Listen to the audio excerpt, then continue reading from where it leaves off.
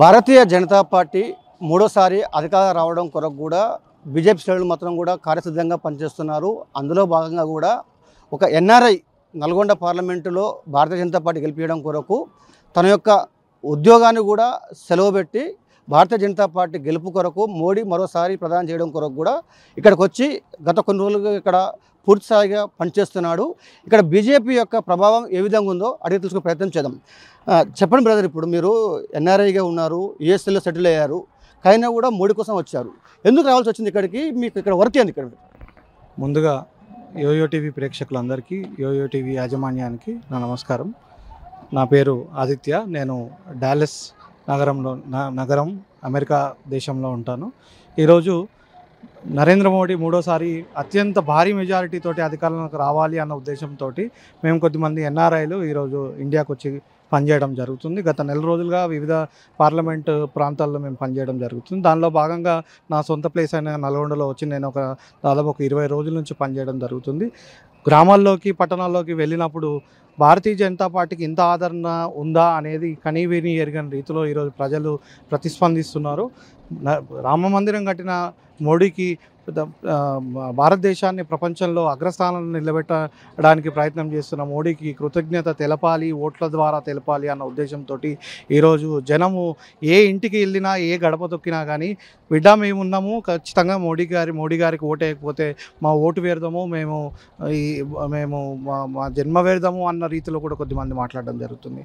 దీన్ని బట్టి చూస్తే ఖచ్చితంగా ఈరోజు తెలంగాణ రాష్ట్ర భారతదేశంలోనే కాదు 400 పైన స్థానాలు రావడమే కాదు, తెలంగాణ రాష్ట్రంలో కూడా దాదాపు 12 నుంచి 14 స్థానాలు భారతీయ జనతా పార్టీకి రావడం జరుగుతుందని మేము ఆకాంక్షిస్తున్నాం. ఇప్పటికే ఎన్ఆర్ఐలే విదేశాల్లో కూడా మోడీ క్రేజీ పెరిగినప్పటికీ మాత్రం కూడా భారతదేశంలో చాలామంది కూడా మోడీని విమర్శిస్తున్నారు, వ్యతిరేకిస్తున్నారు.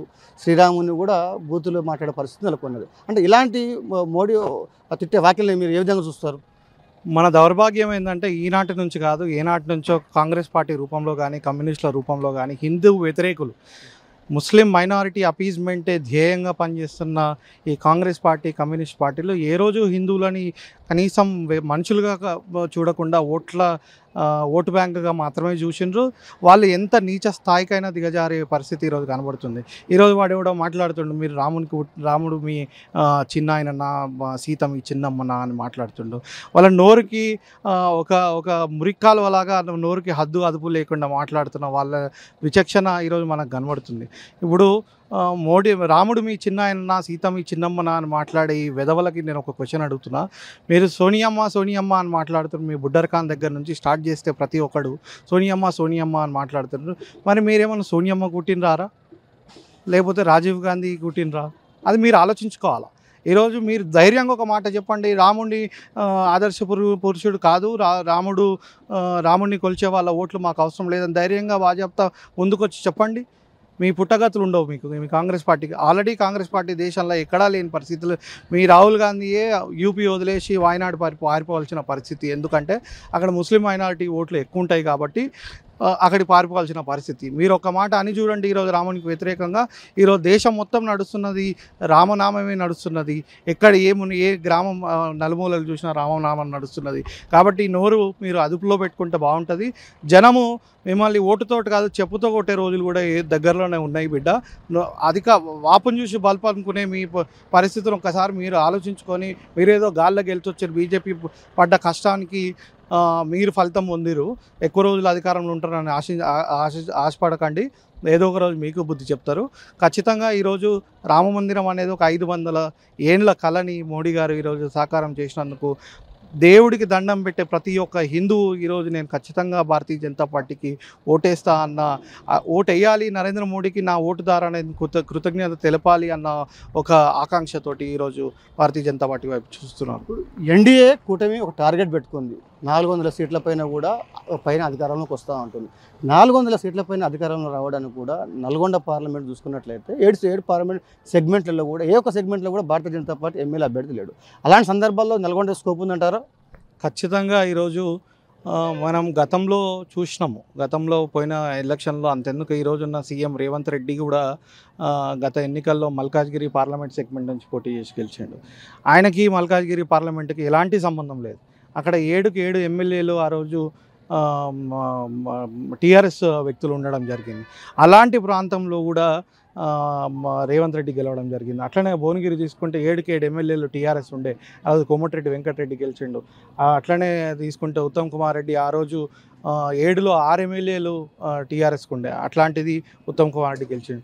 మేము ఎమ్మెల్యేలు ఉండరు, ఖచ్చితంగా జనం మాకే ఓటేస్తారు అనుకోవడం మీ అమాయకత్వం. కేసీఆర్ మీద వ్యతిరేకతతో మాత్రమే ఈరోజు కాంగ్రెస్ పార్టీకి జనం ఓటేసి అధికారంలో తీసుకురావడం జరిగింది తప్పితే కాంగ్రెస్ పార్టీ ఏదో పొడుస్తుంది ఏదో చేస్తుంది అన్న ఉద్దేశంతో కాదు. దాన్ని కాంగ్రెస్ పార్టీ అర్థం చేసుకోవాలా, కాంగ్రెస్ పార్టీకి సపోర్ట్ చేస్తున్న కుహానా మేధావులు అర్థం చేసుకోవాలా. కాంగ్రెస్ పార్టీ అధికారంలోకి వచ్చి ఈనాటికి దాదాపు ఒక 150 రోజులు అవుతుంది. వాళ్ళు ఇచ్చిన 6 గ్యారంటీలు ఈ రోజుకి ఒకటి కూడా పూర్తిగా అమలు చేయలేదు. కానీ రాహుల్ గాంధీ వచ్చి మేము అన్ని ఇచ్చేస్తున్నాము అన్ని ఇస్తున్నాము అని చెప్తున్నాడు. టీఆర్ఎస్ పార్టీ గత 10 ఏళ్లలో ఎంత వ్యతిరేకత కూడగొట్టుకుందో ఈ 5 నెలల్లో కాంగ్రెస్ పార్టీ అంతకంటే ఎక్కువ వ్యతిరేకత కూడగొట్టుకుంది. కాబట్టి దేశము సుభిక్షంగా ఉండాలా, దేశం ప్రపంచంలో విశ్వగురువు కావాలి అంటే ఖచ్చితంగా నరేంద్ర మోడీ మళ్ళీ అధికారంలోకి రావాలి. భారతీయ జనతా పార్టీ అత్యంత భారీ మెజారిటీ సీట్లతోటి అధికారంలోకి వస్తేనే దేశం బాగుపడుతుంది అని ఈరోజు ముసలి ముతక చిన్నపిల్లలు పెద్దవాళ్ళు ప్రతి ఒక్కళ్ళు ఆలోచించే విషయం. కాబట్టి నేను యావత్ తెలంగాణ రాష్ట్ర ప్రజలకు, నల్గొండ పార్లమెంట్ ప్రజలకు నేను ఒకటే విజ్ఞప్తి చేస్తున్నా. ఈరోజు అన్నదమ్ముల అన్న పోతే తమ్ముడు, తమ్ముడు పోతే అన్న, అయ్య పోతే కొడుకు, కొడుకు పోతే అయ్య అనే ఈ కాంగ్రెస్ పార్టీ టీఆర్ఎస్ పార్టీ రాజకీయాన్ని తిప్పికొట్టాలా. మన శానంపూడి సైదిరెడ్డి గారిని మోడీ గారు చేస్తున్న మంచి పనులని చూసి ఆకర్షితులై భారతీయ జనతా పార్టీలోకి వచ్చి మోడీ గారికి చేసే ఉద్యమంలో నేను కూడా భాగస్వామిని అవుతా అని ఈరోజు వాళ్ళు ఒక సన్మార్గం తీసుకోవడం జరిగింది. కాబట్టి దాన్ని మనం అందరం ప్రోత్సహించాలా. ఖచ్చితంగా శానంపూడి సైదిరెడ్డి గారు కొట్టేసి ఈరోజు గెలిపించవలసిందిగా నల్గొండ పార్లమెంట్ ప్రజలను కోరుతున్నాను. ఏదైతే ప్రపంచ దేశాల్లో అందరూ మోడీకి ఆదరణ పెరుగుతున్నప్పటికీ మాత్రం కూడా భారతదేశంలో మాత్రం కొంతమంది కాంగ్రెసు కమ్యూనిస్టు కుహానా మేధావులు ఒక వర్గాన్ని ఓట్లని తెచ్చుకోవడం కొరకే ఇటు రాముని కావచ్చు ఇటు మోడీని కావచ్చు తిడుతున్నారు తప్ప కూడా భారతదేశంలో కూడా 400 పైన సీట్లో కూడా ఖచ్చితంగా భారతీయ జనతా పార్టీ అధికారంలోకి వస్తుంది. అందులో కూడా నల్గొండ ఉంటుంది. అందులో నల్గొండ ఉండడం కొరకే ఒక యూఎస్ఏ ఒక ఎన్ఆర్ఐ నుంచి కూడా ఇక్కడికి వచ్చి పనిచేస్తున్నాం. తప్పకుండా నల్గొండ నియోజకవర్గంపై బీజేపీ జెండా ఎగరేస్తామంటూ కూడా ఎన్ఆర్ఐ సంబంధించిన కొంతమంది తెలియజేస్తున్నారు. ఇది నల్గొండ పార్లమెంట్లో ఉన్న తాజా పరిస్థితి. కెమెరా పర్సన్ అఖిల్తో రాంబాబు, నల్గొండ పార్లమెంట్ నుంచి.